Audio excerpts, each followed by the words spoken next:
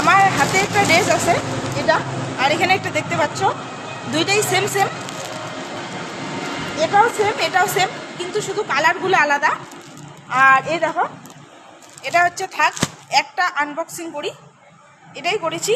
এই যে এখানে রয়েছে কলার দেওয়া, আর ডাবল এক্সেল অর্ডার করেছি। আর এ দেখো ড্রেসটা কিন্তু একটু পাতলার মধ্যে নিয়েছি, যেহেতু গরমের দিনে পরার জন্য। আর ড্রেসটা কিন্তু অনেকটা সফট। আর কেমন হয়েছে কালারটা ড্রেসটা, আর আমাকে কেমন মানাবে অবশ্যই কিন্তু জানিও, ঠিক আছে। আর এই যে সাথে রয়েছে এই যে প্যান্টটা, এটা কিন্তু খুব কমফোর্টেবল, এই প্যান্টটা অনেকটা লম্বা কিন্তু দেখো।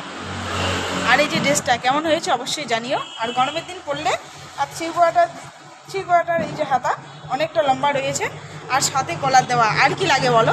আমি তো এরকম ড্রেসই পরতে ভীষণ ভালোবাসি।